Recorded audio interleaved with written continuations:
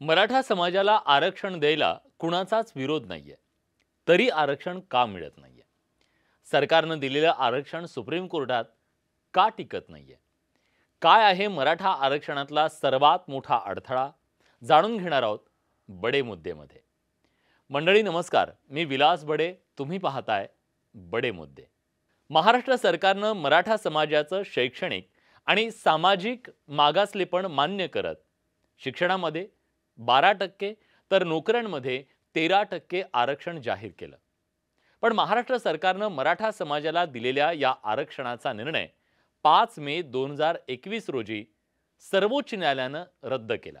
मराठा समाजाला शैक्षणिक किंवा सामाजिक दृष्ट्या मागास घोषित करता येऊ शकणार नाही असं स्पष्ट करत सर्वोच्च न्यायालयानं मराठा समाजातल्या नागरिकांना शिक्षण आणि नोकरीमध्ये सामाजिक आणि त्याचबरोबर शैक्षणिक मागासलेपण किंवा त्या गटातून दिलेलं आरक्षण हे घटनाबाह्य ठरवलं.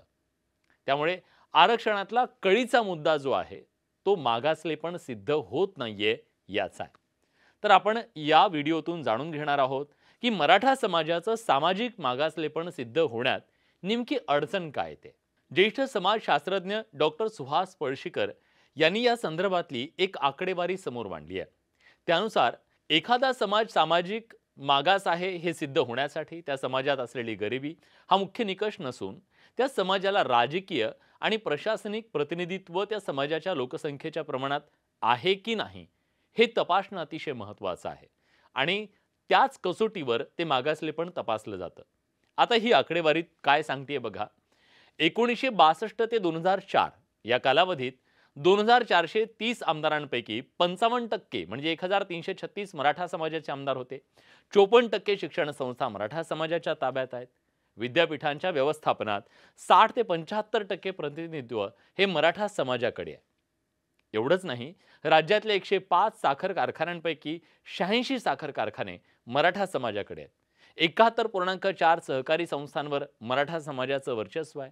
75 ते 90% जमीन मराठा समाजाच्या व्यक्तींकडे आहे.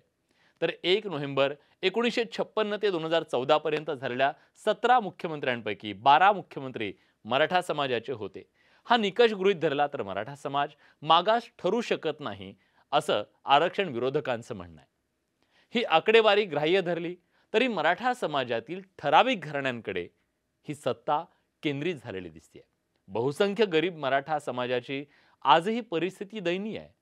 कारण मराठा समाजातली आर्थिक दरी ही प्रचंड मोठी आहे. बहुसंख्य मराठा समाज हा शेतजमिनीच्या तुकडेकरणामुळे आणि बेरोजगारीच्या समस्येनं गांजलाय. त्यामुळे राजकीय प्रतिनिधित्वाचा मुद्दा मराठा समाजाला लागू होत नाही असा आरक्षण समर्थकांचा नेहमीच दावा राहिलाय. पण सामाजिक मागासलेपणाच्या व्याख्येमध्ये मराठा समाजाची सामाजिक स्थिती न बसणं हाच या आरक्षणातला सगळ्यात मोठा अडथळा बनलाय. बडे मुद्देमध्ये आपण इथेच थांबतोय. तुम्हाला बडे मुद्देबद्दल काय वाटतं हे कमेंटमध्ये नक्की कळवा.